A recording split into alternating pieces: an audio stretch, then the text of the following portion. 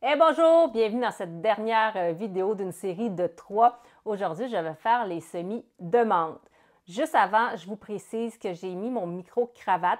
Il y avait un abonné qui m'avait dit que le son n'était pas très fort dans certaines de mes vidéos. Alors, les dernières vidéos que j'ai fait, les deux dernières, j'ai utilisé seulement mon rod, je n'ai pas mis mon micro-cravate. Et là, je lui redonne une chance. Donc, vous me direz si le son est correct pour vous avec le micro-cravate. C'est un petit peu plus discret, ça se porte un petit peu mieux que mon autre micro. Donc, c'est pourquoi je le réessaie.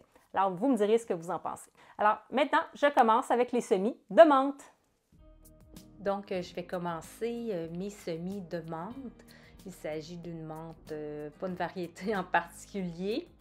Les menthes, en fait, c'est vraiment des graines qui sont minuscules, peut-être même encore plus petites que les graines de thym. Il faut donc faire attention quand on les manipule pour ne pas en échapper. C'est pourquoi ils les mettent généralement dans des petits sachets comme celui-là, qu'ils mettent après dans un plus gros sachet. Donc, ce qu'on va faire, on va commencer par choisir notre contenant. Moi, j'ai choisi un contenant dans lequel j'ai acheté des petites tomates. Je vais venir perforer en dessous pour laisser s'écouler l'eau pour ne pas qu'il y ait d'accumulation d'eau, que ça fasse pourrir les racines.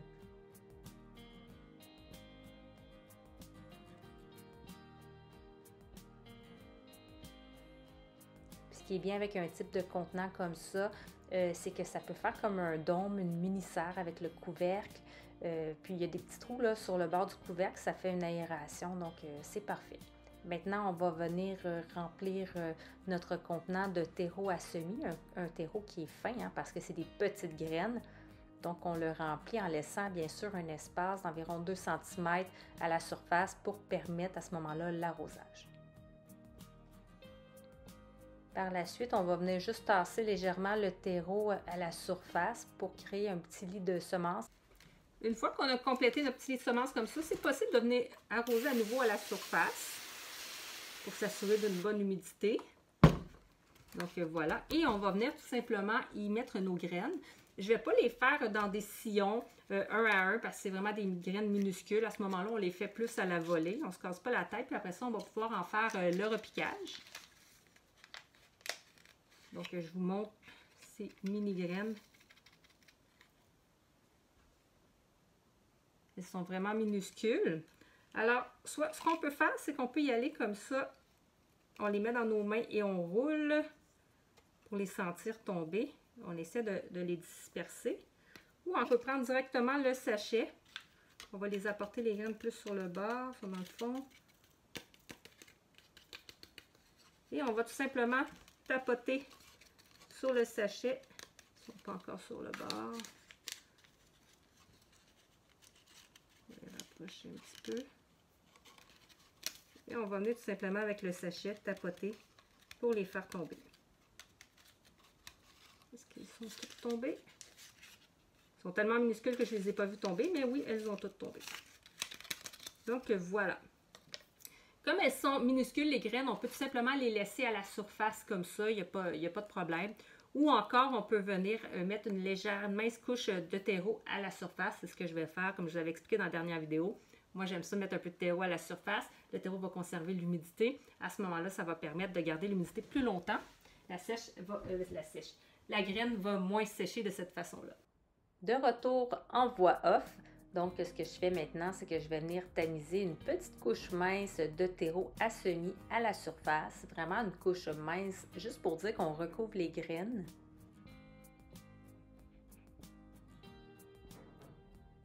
Puis, je vais venir aussi vaporiser une eau tiède, en fait, une eau qui, ça fait un certain moment qu'elle est dans la bouteille. Sinon, vous pouvez prendre l'eau du lavabo, si elle n'est pas chlorée, bien entendu. Sinon, laissez-la au moins 24 heures pour laisser évaporer le chlore.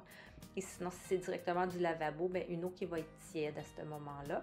Et on en met une bonne épaisseur parce qu'il s'agit du premier arrosage et on veut vraiment conserver l'humidité dans le terreau. C'est vraiment l'humidité, la chaleur et la lumière là, qui va permettre vraiment à la plante de germer.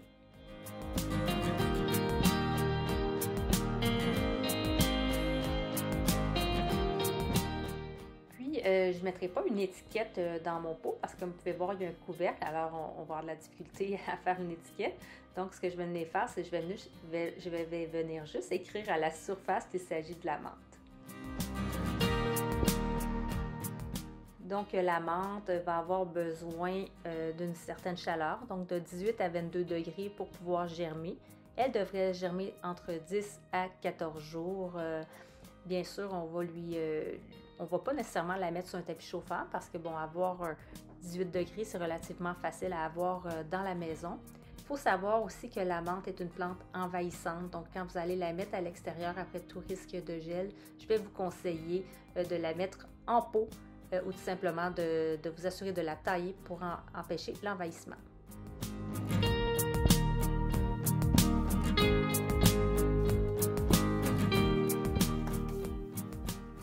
Donc, je suis de retour cette fois-ci avec vraiment mon micro-cravate dans les dernières séquences que j'ai filmées où je faisais mes semis de menthe. J'ai eu un petit problème avec mon micro qui n'était pas connecté. Donc, j'en suis désolée. Alors là, je l'ai remis. Tout devrait être sous contrôle.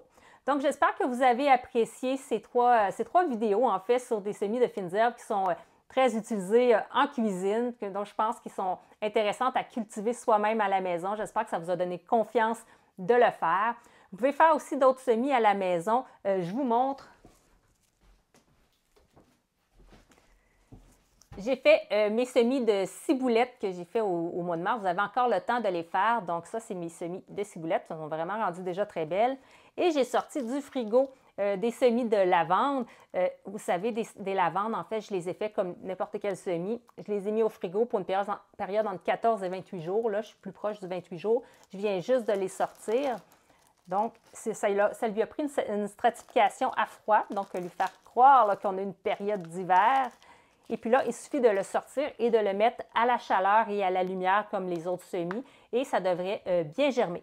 Alors, les semis de lavande, c'est peut-être un peu tard. Vous pouvez encore vous essayer, mais on est vraiment à la limite.